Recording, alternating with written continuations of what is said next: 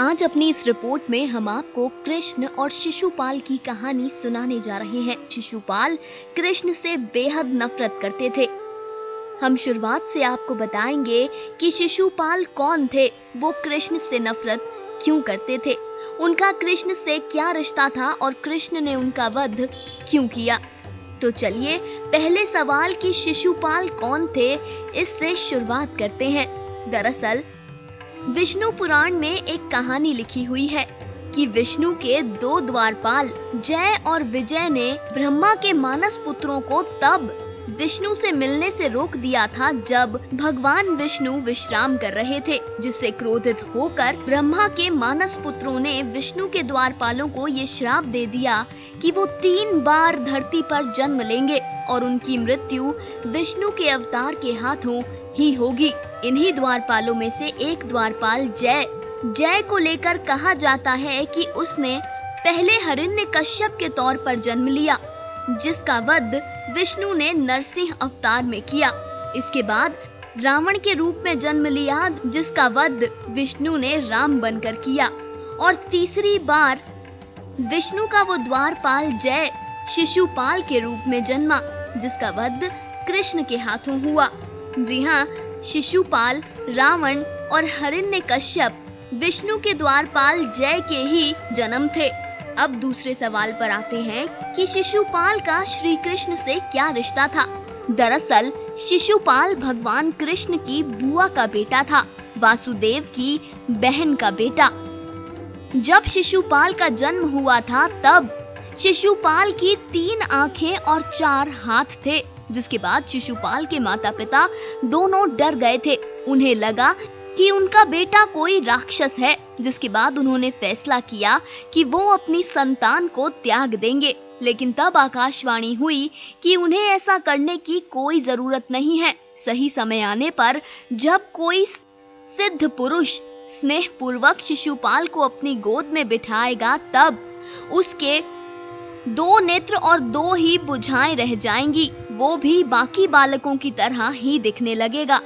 इस आकाशवाणी के बाद शिशुपाल के माता पिता ने राहत की सांस ली और वो उस सही समय का इंतजार करने लगे। विष्णु पुराण में आगे लिखा हुआ है कि एक बार जब श्री कृष्ण अपनी बुआ के घर पहुँचे, तब उन्होंने अपने भाई शिशुपाल को अपनी गोद में बिठाया, जिसके बाद शिशुपाल की 2 भुजाएं पृथ्वी पर गिर गई और उसका 1 नेत्र भी विलीन हो गया। शिशुपाल की माता अपने बेटे को सामान्य बालक की तरह देखकर खुश तो हुई, लेकिन आकाशवाणी में आगे ये भी बताया गया था कि जिसकी गोद में बैठकर शिशुपाल सामान्य बालक की तरह होगा, वही शिशुपाल का वध करेगा। शिशुपाल की माँ यही सोचकर चिंतित हुई कि अब श्री कृष्ण के हाथों ही मेरे बेटे का वध हो जाएगा।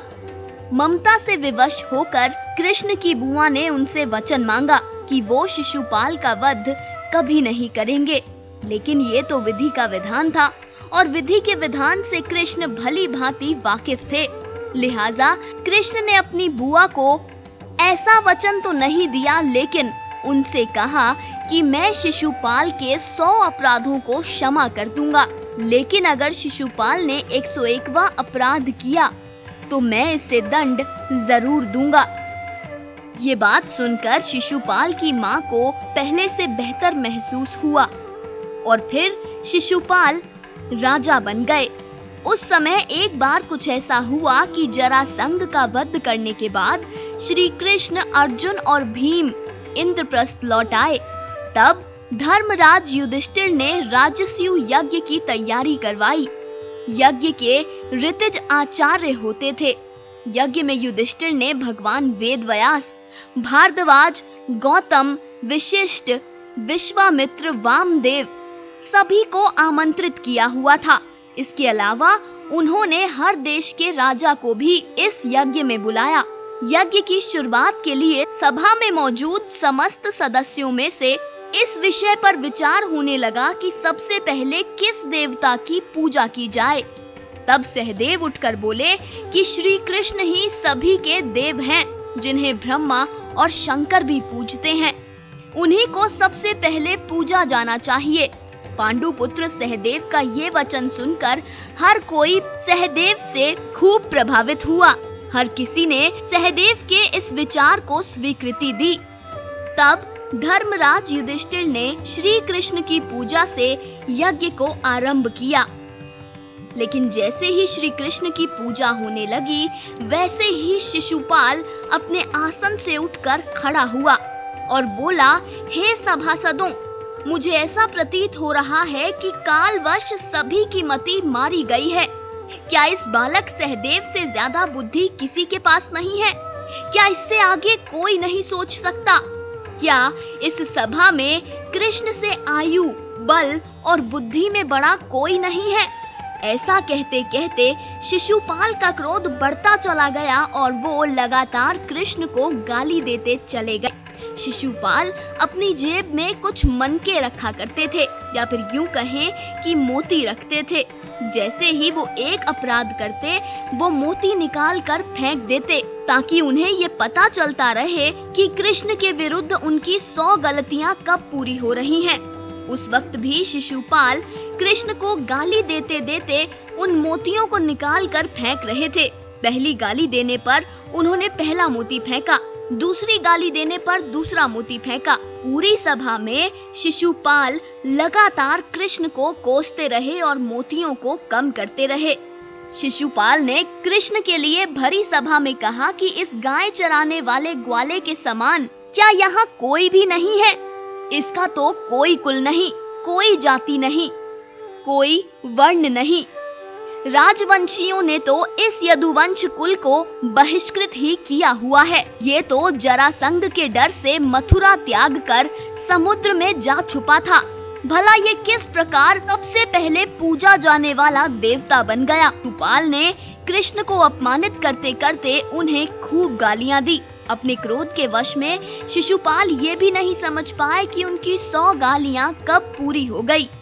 जब शिशुपाल कृष्ण को अपमानित कर रहे थे, तब वहां मौजूद पांडव अपने अपने हथियार के साथ खड़े हो गए और शिशुपाल से लड़ने के लिए तैयार हो गए, लेकिन कृष्ण ने उन्हें रोक दिया। शिशुपाल को इससे और हिम्मत मिली और वो बिना घबराहट कृष्ण को गाली देता चला गया।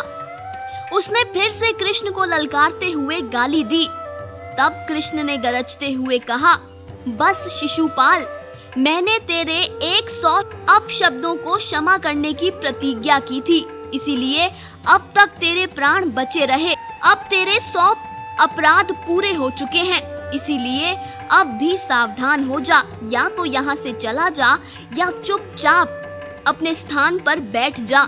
लेकिन शिशुपाल अपने क्रोधवश कृष्ण की चेतावनी को भी ना समझ सके और उन्होंने कृष्ण को 101वीं गाली दे दी। जब शिशुपाल ने अपने पास रखे मोती देखे तो उन्हें एहसास हुआ कि वाकई मोती तो एक भी नहीं बचा है और कृष्ण के वचन की मर्यादा टूट चुकी है। लेकिन वहाँ शिशुपाल ने कृष्ण को 101वीं गाली दी तो कृष्ण ने अपना सुदर्शन चक्र चला दिया और पलक झपकते ही शिशुपाल का सर कटकर गिर गया। उस वक्त शिशुपाल के शरीर से एक ज्योति निकलकर भगवान कृष्ण के भीतर समा गई। लेकिन अब सवाल ये उठता है कि शिशुपाल को आखिर कृष्ण से इतनी नफरत क्यों थी? क्या इसके पीछे कोई वजह थी या फिर शिशुपाल को कृष्ण से सिर्फ जलन थी? दरअसल शिशुपाल को कृष्ण से नफरत तब हुई जब कृष्ण और रुक्मणी का विवाह हो गया। रुक्मणी के भाई रुक्म अपनी बहन रुक्मणी का विवाह शिशुपाल से करवाना चाहते थे। शिशुपाल भी अपने समय के बेहद तेजस्वी राजा थे, लेकिन रुक्मणी तो मन ही मन श्री कृष्ण को अपना पति मान बैठी थी। रुक्मणी ने श्री कृष्ण को खत लिखा था कि यदि आपने मुझे पत्नी रूप में स्वीकार नहीं किया, यदि मैं किसी और की पत्नी बनी तो मैं अपने प्राण त्याग दूंगी। बचपन से ही रुक्मणी कृष्ण को ही मन अपना पति मानती थी, जबकि मणि के भाई रुक्म ने तो रुक्मणी का रिश्ता शिशुपाल से तय कर दिया था और शादी की तैयारियां भी शुरू हो गई थी। लेकिन उस वक्त कृष्ण रुक्मणी का हरण करके उन्हें अपने साथ ले गए थे और शिशुपाल की शादी टूट गई थी। तभी से ही शिशुपाल को कृष्ण से नफरत हो गई और वो तभी से ही कृष्ण को अपमानित करने का कोई भी मौका नहीं छोड़ते थे।